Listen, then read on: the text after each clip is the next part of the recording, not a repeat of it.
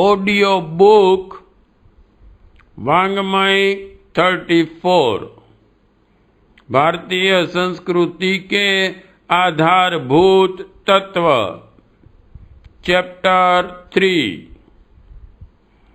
Part 5 मूर्ति पूजा चित्त एकाग्र करने का अमूल्य साधन।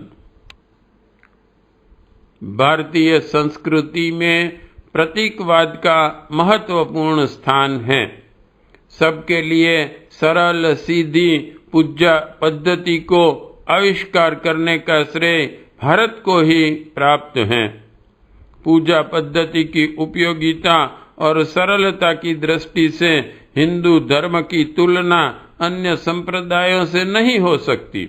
हिंदू धर्म में ऐसे वैज्ञानिक मूलभूत सिद्धांत दिखाई पड़ते हैं जिनसे हिंदुओं की कुशाग्र बुद्धि, विवेक और मनोवैज्ञानिक की अपूर्व जानकारी का पता चलता है।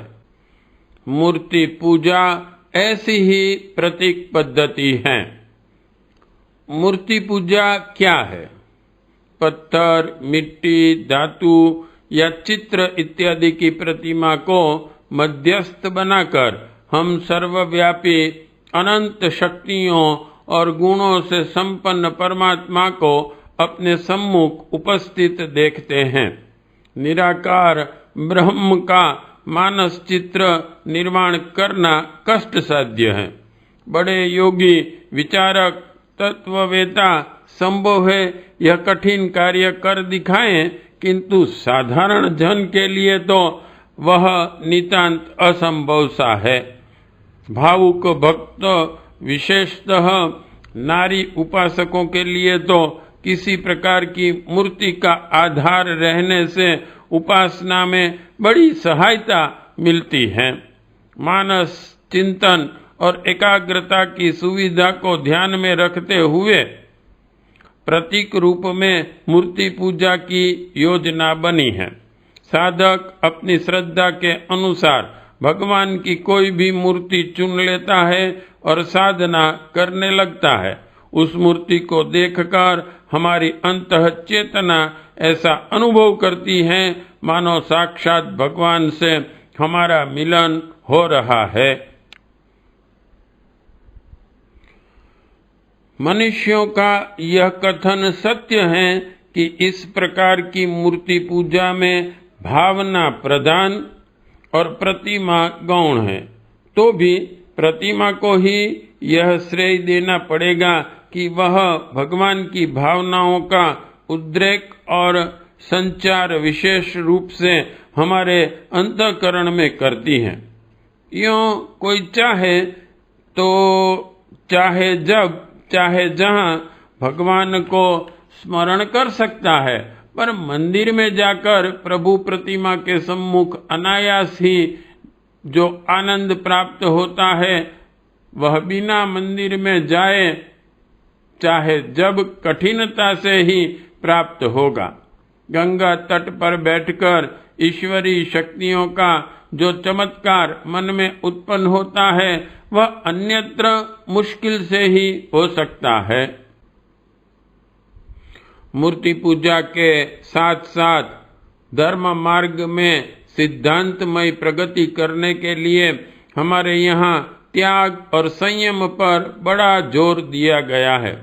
16 संस्कार, नाना प्रकार के धार्मिक कर्मकांड, व्रत, जप, तप, पूजा, अनुष्ठान, तीर्थ यात्राएं, दान, पुण्य, स्वाध्याय, सत्संग ऐसे ही दिव्य प्रयोजन हैं जिनसे मनुष्य में संयम और व्यवस्था आती है। मन दृढ़ बनकर दिव्यत्व की ओर बढ़ता है। आध्यात्मिक नियंत्रण में रहने का अभ्यास बनता है। मूर्ति पूजा के पक्ष में पंडित दीनानाथ शर्मा के विचार बहुमूल्य हैं। शर्मा जी लिखते हैं, जड़ इंटू ब्रैकेट मूल ही सबका आधार हुआ करती हैं। जड़ सेवा के बिना किसी का भी कार्य नहीं चलता। दूसरे की आत्मा की प्रसन्नतार्थ उसके आधारभूत जड़ शरीर एवं उसके अंगों की सेवा करनी पड़ती है। परमात्मा की उपासना के लिए भी उसके आश्रय स्वरूप जड़ प्रकृति की पूजा करनी पड़ती है। हम वायु, अग्नि, जल, पृथ्वी, प्रकाश आदि की उपासना से प्रचुर लाभ उठाते हैं, तब मूर्ति पूजा से क्यों घबराना चाहिए? उसके द्वारा तो आप अणु अणु में व्यापक चेतन सच्चिदानंद की पूजा कर रहे होते हैं। आप जिस बुद्धि को या मन को आधारीभूत करके परमात्मा का अध्ययन कर रहे होते हैं, क्या वे जड़ नहीं है? परमात्मा भी जड़ प्रकृति के बिना कुछ नहीं कर सकते, पृथ्वी भी नहीं रच सकते। तब सिद्ध हुआ कि जड़ और चेतन का परस्पर संबंध है। तब परमात्मा भी किसी मूर्ति के बिना उपास्य कैसे हो सकता है? हमारे यहाँ मूर्तियां मंदिरों में स्थापित हैं, जिनमें भावुक जिज्ञासु पूजन, वंदन, अर्चन के लिए जाते हैं और ईश्वर की मूर्तियों पर चित्त एकाग्र करते हैं।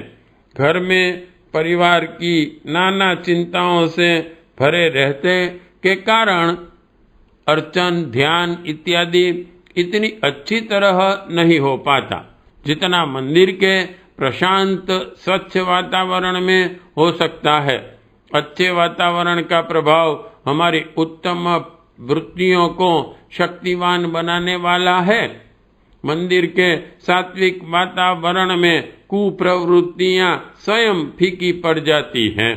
इसलिए हिंदू संस्कृति में मंदिर की स्थापना को बड़ा महत्व दिया गया है, जो उचित ही है। कुछ व्यक्ति कहते हैं कि मंदिरों में अनाचार होते हैं, उनकी संख्या दिन प्रतिदिन बढ़ती जा रही है, उन पर बहुत व्यय हो रहा है, अतः उन्हें समाप्त कर देना चाहिए। संभव है उनमें से कुछ आक्षेप सत्य हो, किंतु मंदिरों को समाप्त कर देने या सरकार द्वारा जब्त कर लेने मात्र से क्या अनाचार दूर हो जाएंगे? यदि किसी अंग में कोई विकार आ जाए तो क्या उसे जड़मूल से नष्ट कर देना उचित है? कदापि नहीं। उसमें उचित परिष्कार और सुधार करना चाहिए। इसी बात की आवश्यकता आज हमारे मंदिरों में है। मंदिर स्वच्छ नैतिक शिक्षण के केंद्र रहे, उनमें पढ़े लिखे निष्पृही पुजारी रखे जाएं, जो मूर्ति पूजा कराने के साथ साथ जनता को धर्म ग्रंथों, आचार शास्त्रों, नीति ज्ञान का शिक्षण भी दें और जिनका चरित्र जनता के लिए आदर्श रूप हो। पार्ट 5 समाप्त।